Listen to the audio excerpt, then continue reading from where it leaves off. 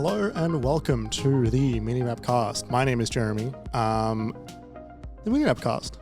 It's a podcast about video games. I wrote that like 3 or 4 weeks ago, and it was because when I had to adjust the script to make it like more of a solo focus script, I realized that I didn't have like a show subheading really. Like it's been like one of those things that you just sort of don't really think about.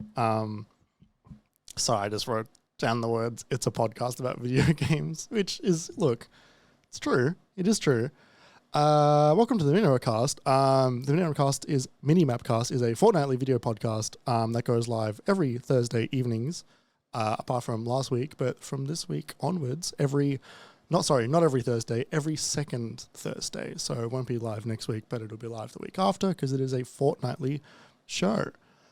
If you enjoy this podcast, make sure you tell your friends about it and give the show a positive rating wherever you listen to your podcast. It does make a huge difference, and it only takes a few seconds. If you want to get notified every time a new episode is released, make sure to follow us on social media. We are at MiniMapAU on Twitter, Instagram, TikTok, YouTube, and also Twitch, where the show goes live every second Thursday night at around 6:30 to 7 p.m. Still working on that timing. MiniMap also wants to say thank you to Shook for letting us use the Moog Model D Improv as the music for the MiniMapCast. You can listen to more of Shook's music at shook.bandcamp.com. And finally, MiniMap is completely independent and almost entirely self-funded. To help keep the mics and lights on, you can support us by becoming a patron. For only $5 a month, you can know that you are indeed supporting the show and will also gain access to some of our special bonus features, like taking trips down memory lane, watching old E3 coverage from yesteryear. Head on over to patreon.com/MiniMapAU to help us out. And remember, it's cheaper than a latte with oat milk. My name is Jeremy. Welcome to the show. Got kind of a, not a typical episode, I think, because the show's kind of taken a little bit of is going to take a distance away from doing some heavy news reporting, or at least talking about a lot of current event stuff. Not that we're not going to, because like I'm sure you can tell from the title of this episode, we're going to talk about some stuff. However, this news that came out over the past week and a half is so intense. Just like it's a continue on from last year. We're talking about the layoffs that have happened over the past couple of weeks. A lot of this, I think a lot of people sort of assumed that the 2023 year of the layoff in the games industry was hopefully going to die down, and I can understand the idea behind hoping that was going to happen. Calendar years don't affect a lot of that stuff, especially considering that companies usually don't work to a calendar year, they work to financial years, which are usually offset.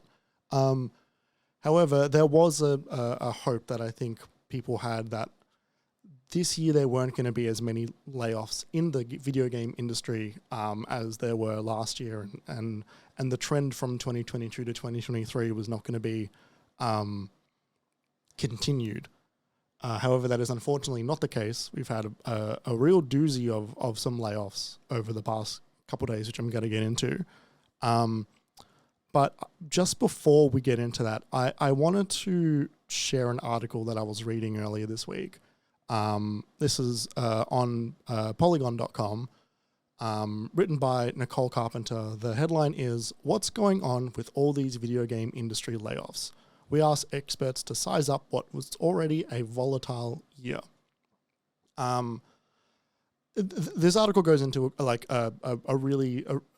this article has a lot of really interesting details in it, specifically talking about talking about the reason why a lot of these layoffs are happening. I'm not going to say too much about it because I kind of want to wrap around to it towards the end of this segment, but specifically they talk about, like, is this related to the pandemic? Is this related to other things, economic downturns, etc.?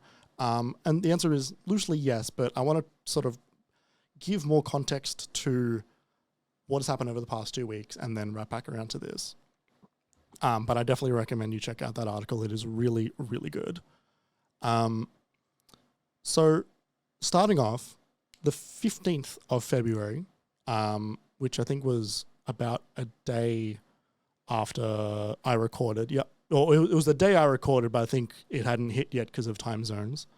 The first of a long string of layoffs had happened. It was reported on by videogames.si.com. The headline is Disco Elysium devs Zaum to lay off around a quarter of its staff, cancels new game. This is written by Marco Watts. The article says as follows: around 24 employees are at risk of redundancy at Disco Elysium maker Zaum, according to GLHF source close to the matter. This is roughly a quarter of the company's current total workforce. These cuts go hand in hand with the cancellation of a project named X7, which we've been told was a standalone expansion for Disco Elysium. In a call with the staff, Zaum president Ed Tomaszewski said that X7 was a game that was 1 or 2 years away from completion and could have taken, quote, more time and effort than Disco Elysium did. This turned out to be true. The article sort of does it in forward tense, but this did end up happening. This is really, really sad. This sort of follows some reporting that came out of People Make Games a year ago, where they talked to sort of the history of the company that made Disco Elysium, the people that were running it, the people that had moved on from the company, and some it's quite a long documentary. However, as a part of these layoffs was a man named Argo Chulik, who described part of this process as the fish starts rotting from the head, implying that it was largely higher ups were the ones that really began the issues happening here. It's also worth mentioning that he was the last remaining writer of Disco Elysium at Zaum, and now there are no writers who worked on Disco Elysium at that studio.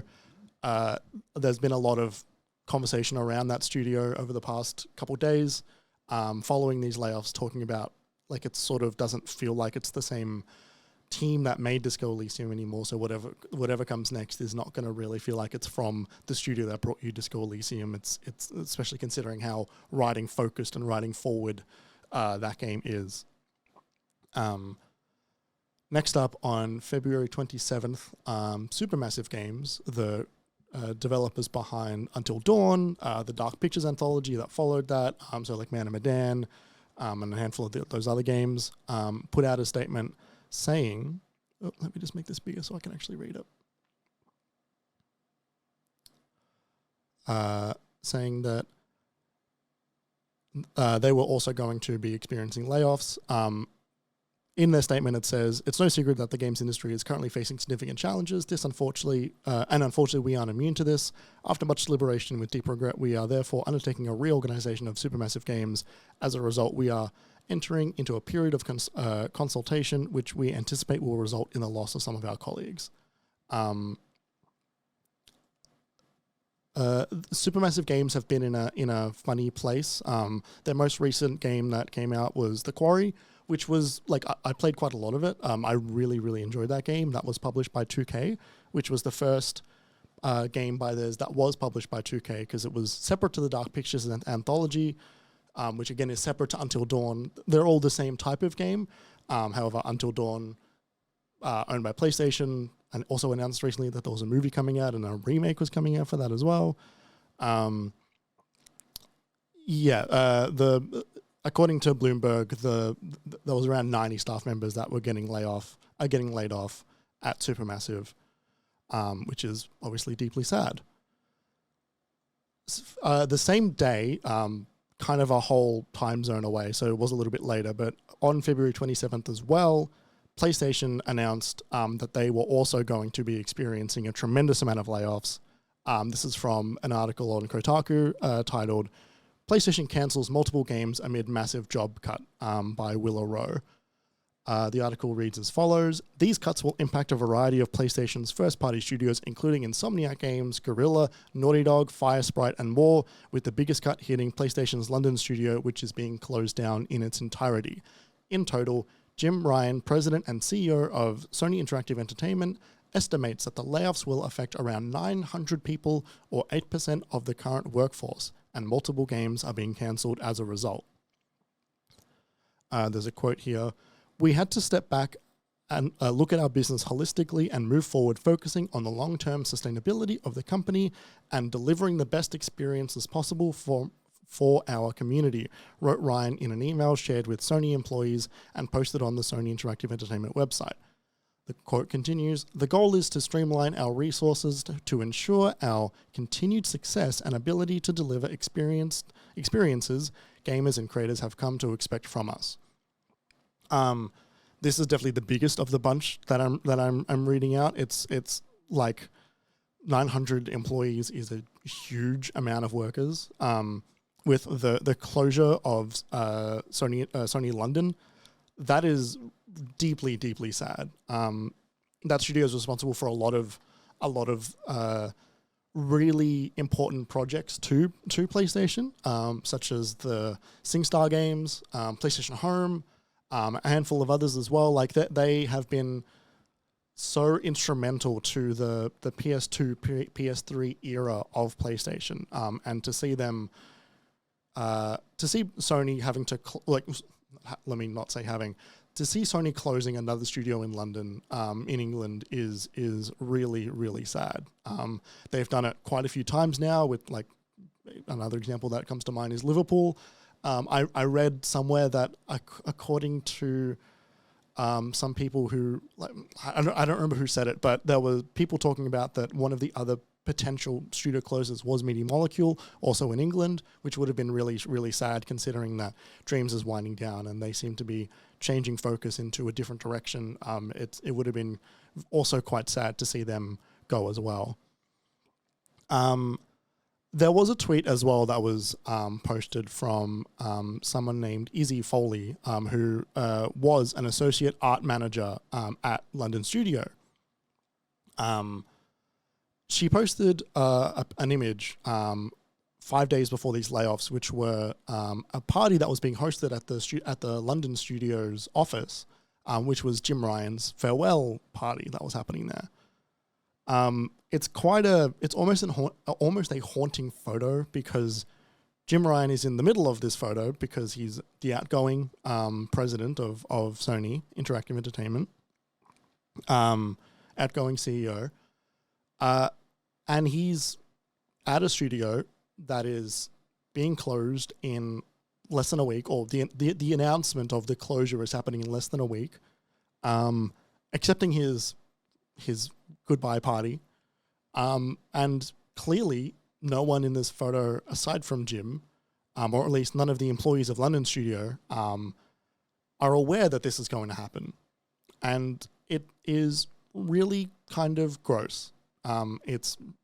It's a really weird thing to go to these things, to accept a goodbye party, which is just a goodwill thing for you, to say thank you as employees do for bosses, because that is an easy way to get a party. And perhaps some legitimate, thank yous for shepherding the company, only for him to close the studio. It's gross. It's really gross. Also, February 27th, Die Gut Fabrik, which is a collective responsible for Salty Chronicles, Mutazerny, Sports Friends. Really, really liked what I played of Salty Chronicles. It was a really, really, really gorgeous looking game. Also announced that they were halting production, this is according to one of their tweets, due to the challenging funding and investment scene in the games right now. We've downed tools earlier this month and have been doing our best to support the team who will be looking for work from mid-March. And then they released a statement with that as well. This one is quite sad. Not that any of these are not sad, but this is sad because this is not a decision made from the top down for a CEO. This is we have not been able to accumulate funding. A lot of the games they make are really stunning, independent, story-driven games, really nice-looking games, and it's a shame that they are not able to continue with the current state of funding and investment. As they said, this one is just quite sad. February 28th, Deck 9 Games, the studio behind Life is Strange True Colors, Before the Storm. They also worked on the Telltale, The Expanse, the Telltale game. Also announced that they would be experiencing layoffs. They were laying off 20% of their staff. This followed an announcement that employees were going to be able to collect their things, and then they immediately locked out a bunch of staff members from their work email. I understand that they then unlocked it quite quickly after that due to backlash from people saying, you just said you were going to allow us to collect our things, but immediately lock out work emails, which means you can't get into basically any of your accounts. Not a good look. Quite sad. They seem to have been not like, we haven't really seen a whole lot from them recently. Like the Expanse Telltale game came out, I think, either last year or the year before, but we hadn't really seen a lot of what they've been working on basically since True Colors, with the Telltale game being still worked on by Telltale in whatever shape that studio is in at this point. So presumably they would have been working on something else at the same time. Who knows if that's still going ahead. Onwards to today, the 29th of February, 2024. This is from an article from gamesindustry.biz titled EA Cutting 5% of Workforce by Brendan Sinclair. The article reads, Electronic Arts today announced that it is laying off approximately 5% of its employees as it leans on the parts of the business it feels will be most successful in the years to come. In the most recent annual report, the publisher gave its headcount as 13,400 at the end of March 2023, which would put the job losses at around 670 people. This is really, really sad and also kind of aggravating at the idea that this is happening, considering the CEO of EA, Andrew Wilson, gets paid something like $18 million. He gets paid a tremendous amount of money. I looked up the CEO. I looked up Jim Ryan, the CEO of Sony's salary. It doesn't seem to be nearly anywhere close to that amount. Considering he's been at Sony for 30 years, it's understandable that he's probably going to have quite a high payout for his contract that is ending soon, because he is the outgoing CEO. We don't know what that is, so it's kind of hard to comment on how much it is, but one can imagine to be quite a bit. Andrew Wilson famously gets paid quite a lot of money. He is in 2022 or 2021, I think it was, he got paid like over $30 million, with, and still getting paid $18 million this, 2023. That's a lot of money. That is a lot of money. There was a statement that came out after this announcement, which was from Laura Millet, who is the president of EA Entertainment and Technology. She sort of went into a little bit more detail about what some of these restructuring means for some of the studios that they've got going on. I wanted to point out one of them in particular as it's been its own little news cycle. But when talking about Respawn Entertainment, the developers of Apex Legends and Titanfall and Star Wars Jedi, they announced, well, this is what Laura said in the statement. Respawn's unique ability to connect with players and create exceptional game experiences is unrivaled in entertainment. As we've looked at Respawn's portfolio over the last few months, what's clear is the games our players are most excited for are Jedi and Respawn's rich library of own brands. Knowing this, we've decided to pivot away from early development on a Star Wars FPS action game to focus our efforts on new projects based on our own brand and while providing support for existing games. It's always hard to walk away from a project, and this decision is not a reflection of the team's talent, tenacity, or passion they have for the games. Giving fans an installment of the iconic franchises they want is the definition of blockbuster storytelling, the right place to focus, blah, blah, blah. Yeah, they were working on a Star Wars first-person shooter. I think that got announced a few, maybe like 6 months ago now. I don't remember exactly how long we've known about that. That being said, that project is now no longer going ahead. This is one of the many, many Star Wars single-player projects that EA have killed, and it's quite a shame. Respawn are really good at shooters, right? Like that's their bread and butter. The studio was founded by ex Call of Duty developers who left to start up their own thing. Then they made a tremendous splash with Titanfall and Titanfall 2, Apex Legends, obviously, and then also made Jedi Survivor, Jedi Fallen Order and Survivor, which for the most part are quite successful, really pretty well reviewed games, Star Wars games. Like that, how do you go wrong with that? Them working on a Star Wars first-person shooter action game, that doesn't that seem like a surefire hit? Even going back to Sony again, Spider-Man 2 is one of the fastest selling games they've ever had. They've just re-released The Last of Us 2 on PS5 and PC, I think. Last of Us 1 is on PC. They had Helldivers come out and make a much bigger splash than they were expecting. It's not Last of Us numbers, but it's still good. They've got, The Last of Us show, season 2 entering production. They had the Twisted Metal TV show come out.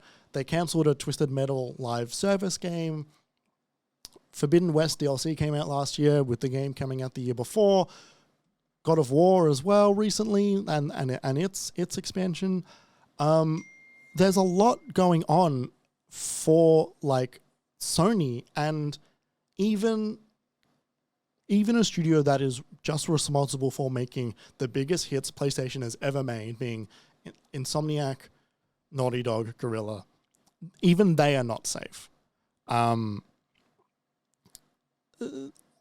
It's a continuation of what is basically like one of the largest crashes in video games.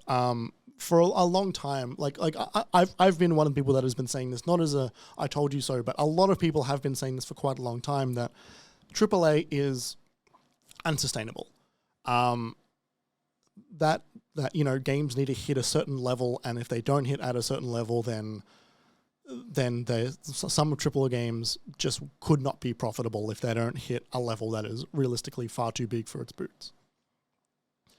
This is attached to that, but I think the idea that this is only a AAA thing is perhaps a misplaced idea.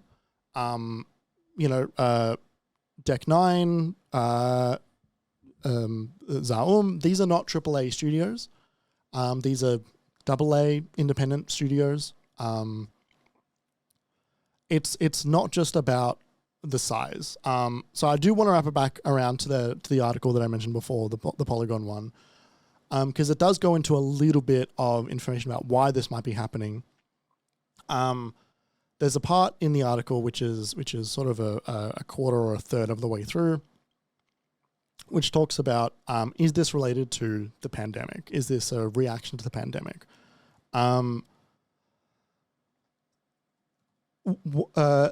The article reads as follows. Lane Nooney, the New York University Assistant Professor of Media and Information Industries, told Polygon over email in late January that this moment is a culmination of two separate but interconnected factors. The first is that video games saw, quote, unprecedented levels of engagement during the pandemic. Nooney said, unprecedented levels of engagement, that's a quote, during the pandemic, Nooney said. Because people were stuck indoors due to lockdown restrictions, there was a record growth and companies expanded. The problem was that executives did not consider that this upswing would stall or backslide. Quote, it's hard to believe now, but the cultural conversation at the time was really driven by this belief that these games would hold and that we were experiencing a fundamental and inalterable shift in cultural behavior, Nooney said. The media attention that was poured into this spike in hours streamed or money made really did contribute to a kind of collective delusion that all of this was going to continue forever. So a lot of this is due to the two big money groups in games, which is the executives at the top of the large companies, publishers, developers, the big wigs that make all the big decisions. And the other side of it is also investment companies. So venture capital companies who invest in some of the smaller ones that might not necessarily be publishers, but will be companies that will invest in these smaller studios, give them some cash to allow them to make a game that they wouldn't be able to afford otherwise. Both of these parties, not just them, but both of these parties who are the ones responsible. More so, I think, the executives at the heads of the company than the venture capitalists, because realistically, they're not the ones that are running companies. The venture capitalists. A lot of these executives had sort of lent into this what we now realize is untrue narrative, that these levels of engagement, these levels of spending, and these levels of the cultural touchstones around games that happened during the pandemic would hold and were going to be the new norm. Thinking back to what was happening during lockdown, there was stuff like people playing Among Us parties just in their own homes with work colleagues or friends or family. There were moments where Brie Larson is playing Animal Crossing with on Gary Witter's show, right? And talking about the games that she wanting to play. There was a lot of larger than industry moments where the games that were popular at the time were expanding out into areas that they hadn't normally been. And on top of that, with games like Roblox, with games like Fortnite, which were rapidly expanding the amount of people that were playing them because people were stuck at home, there was this feeling that a lot of people had believed that this was going to stick around. This is obviously not the case. This article goes on to mention that, where is it? Video game investments hit major lows in 2023. Industry revenue is down 4% in the US, according to Video Game Investor. And the Metaverse author Matthew Ball, and down 1.5% worldwide since 2021, when the market was expected to expand, right? Like, people were preparing to have more and more. People bought studios, consolidate studios. They increased hiring. Then the actual share of the audience had started to disappear. This is not the fault of the workers who are now having to feel the reckoning of this, right?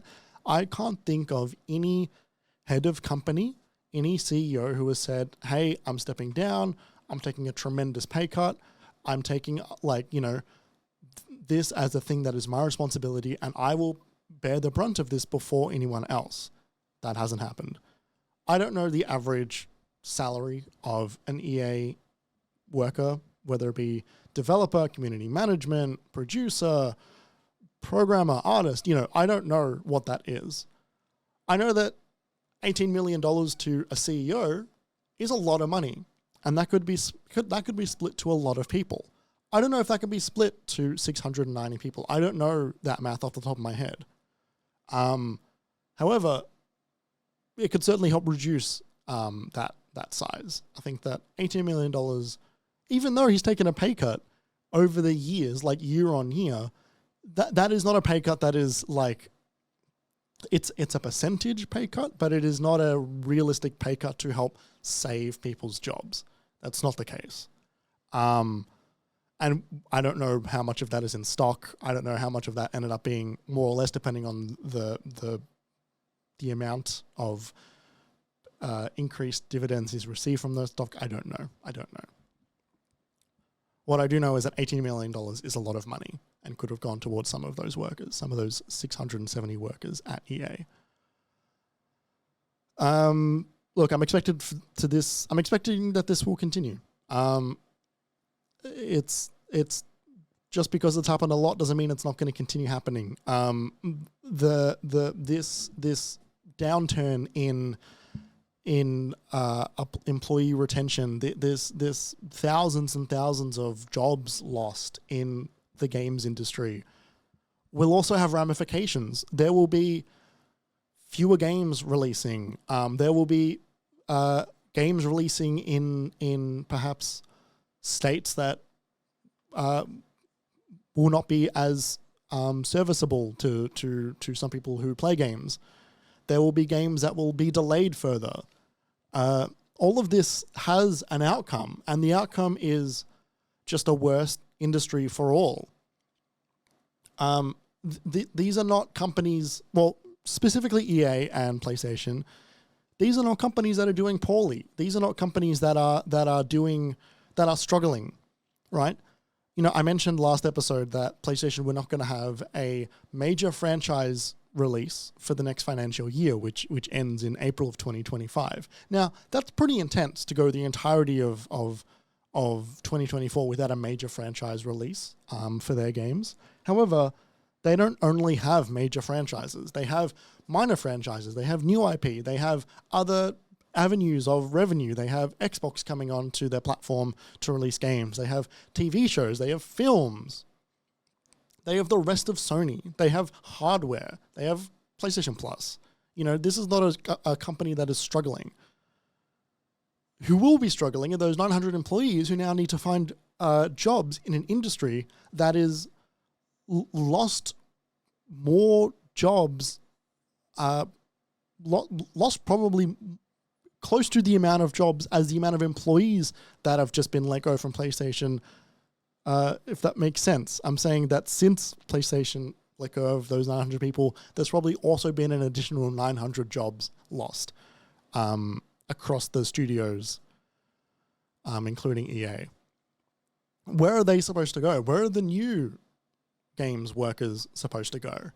They're looking at an industry that is collapsing below them. I've seen like people on my Twitter timeline, people who I follow, who follow me back, which means that for the most part, they're in or around or interested in the games industry, announcing that while they were studying games, they've decided to not continue to study games, that they're leaving the industry, because why the fuck would you stay? It's tragic. It's falling apart, and the top earners, the execs, the owners of the company, the people who are protecting their shareholders, they're fine. They're fine. Anyway, I'm expecting to talk about this again in the next couple of weeks, in the next couple of months, over this next year.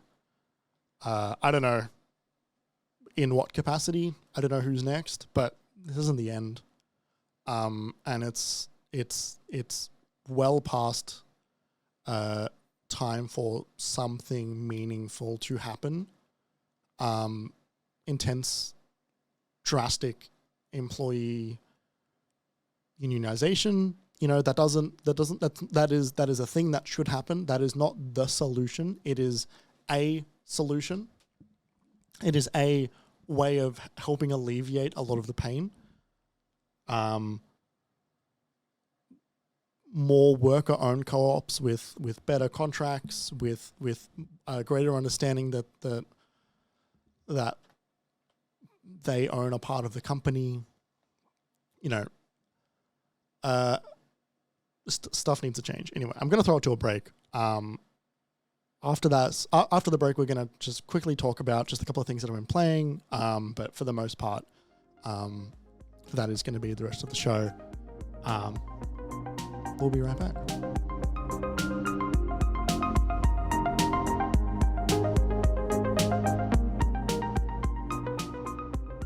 Welcome back to the MiniMapCast. Over the past couple of weeks, I've also just played a couple of games I wanted to talk about. Those games are FOAMSTARS and Spelunky 2.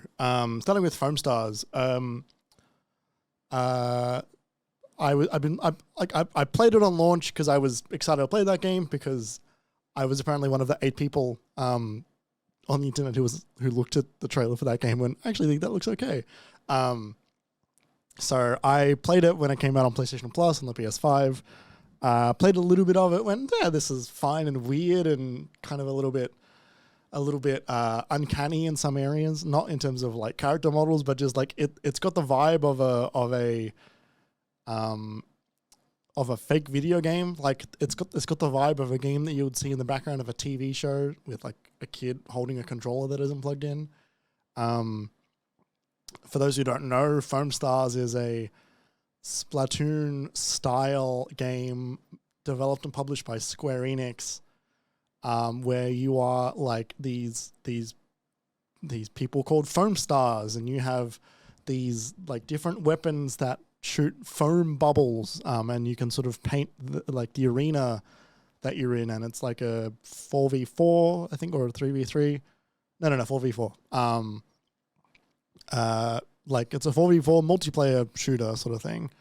The different heroes have got different weapons and they've all got different abilities, and there's a couple different game modes. Like there's one which is like a control the payload type thing, and there's one where you have to get a certain amount of kills and then kill the enemy team's like anointed VIP, which I think is their best player at the moment. You reach a certain amount of kills and then kill the final boss, which is one more kill.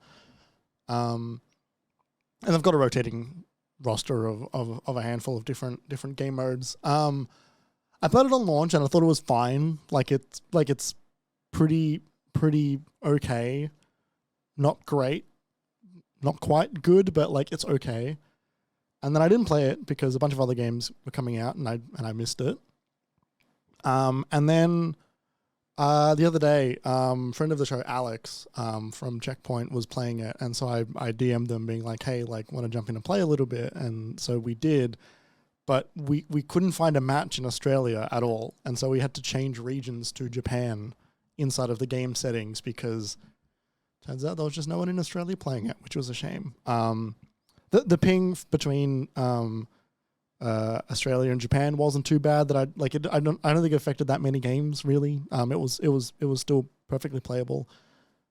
It's a very odd game where the foam doubles as both paint similar to Splatoon, but also you can sort of build up a little bit of a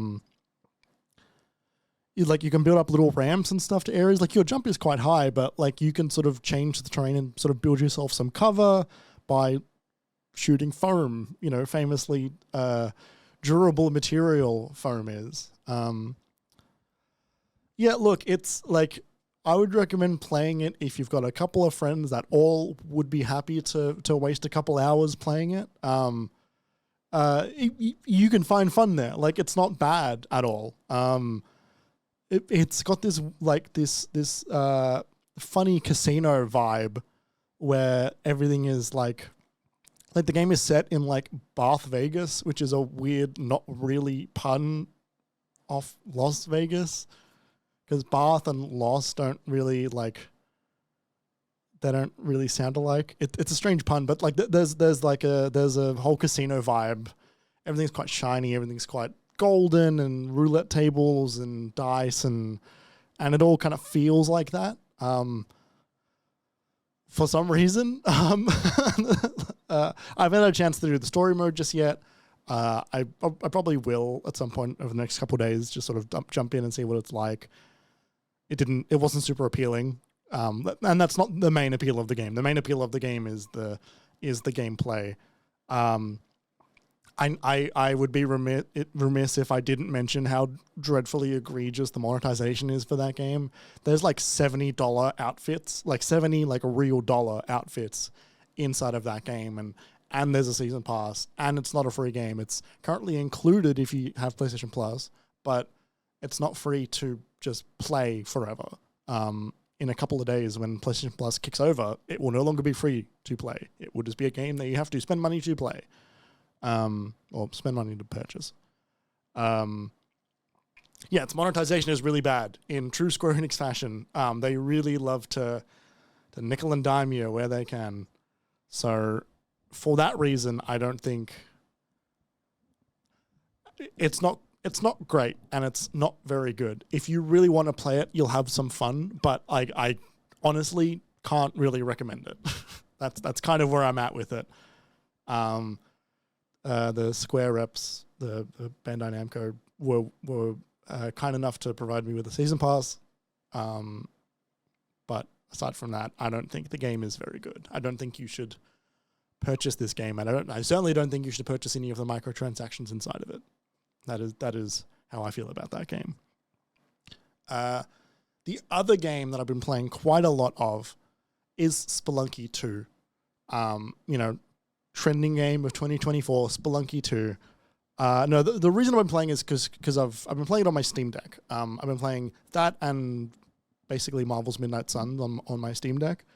One, because it's a perfect like drop in, drop out game where I can just do a run and then either it goes well or it doesn't and I can just stop playing, or I can pause mid-run, put my Steam Deck into sleep mode, come back, and I know exactly really what I'm doing. The reason I want to bring it up is because I finally kind of cracked this game. I'm finally actually getting quite good at it. I've gotten up to the final boss a handful of times now. I have unlocked the shortcuts that take me all the way to the wet fur area, the ice cave with all the Yeti monsters, which was no easy feat. That one, you got to do a handful of tricky challenges to get there, but I did it and I felt great. And I feel like I have strategies now when I'm playing it. I'm not just moment to moment like riding or dying on certain things or just figuring out what I want to do on the fly and then dropping it immediately. Like I've got plans for what I want to do when I'm in a run, how I'm feeling it out. I'm creating little builds, prioritizing some things over other. I'm feeling it. Like I'm really feeling that game. It's really good. It's a really, really good game. I'm having a lot of fun playing it. The progression is funny because like the meta game is just kind of get to the areas further. So like open up the shortcuts, get further in the game, / like complete a run and like collect characters. And like you've got like an encyclopedia as well, which you can fill out. But like for the most part, it's like just get characters and stuff. I feel like between now and next time I record the podcast, I probably will have finished a run by then, just judging by trajectory of like how more often I am actually reaching the final boss now, which is exciting because then I unlock like daily runs, I unlock seeded runs, a whole bunch of stuff. But yeah, Spelunky 2 is a really, really cool game. Like really loving the music as well. I've come to really love the underwater world, the aquatic coral world, which I think is the fourth world, one of the two. Maybe even world 3. Maybe it's world 3.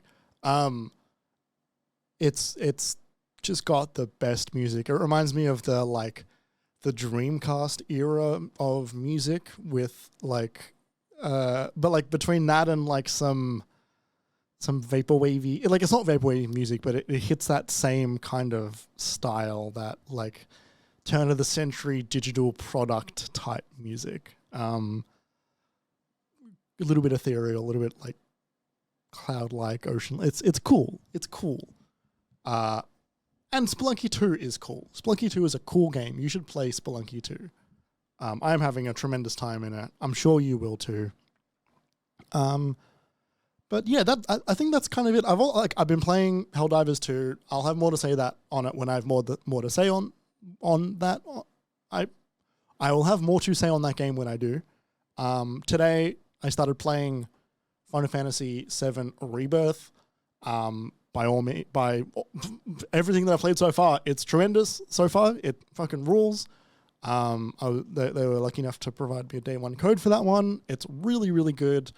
I'm going to try and put something together for that one. But yeah, like that stuff, like when I have more to say about it, I will. Mostly these past 2 weeks, it's just been all about Spelunky and FOAMSTARS in terms of opinions that I formed on video games. But yeah, I think that will indeed do it for this episode. Thank you very, very much for listening to this episode of the MiniMapCast. Hopefully next episode, one in 2 weeks, will not be as layoff as such bad news focused as this one was, because it'll just be really sad if this is the only thing that anyone can talk about because it's the only news. Anyway, thank you so much for listening. Make sure to listen to the next episode of the podcast in about 2 weeks. The best way to make sure you don't miss it is to follow Minimap on social media, which is @MinimapAU is the handle. You can also head to minimap.com.au for absolutely everything else Minimap related, including the Minidisc podcast and a couple of other stuff like articles and reviews that we're putting out over the coming year. For those of you that are with me live on Twitch, make sure to stick around. I'm about to do a little bit of a post-show just for a little bit. For those of you that are listening later, make sure to give us those oh-so-tasty 5-star ratings. It really helps us out a lot. And consider joining us next week for the live show. It is a good time. Lastly, you can help support us on Patreon. If you want to help keep the lights and mics on, you can do that by heading on over to patreon.com/minimapau. And for $5 you can know that you are indeed supporting the show. And you will also gain access to some of our special bonus features. Thank you very much for listening. I've been Jeremy. See you next time.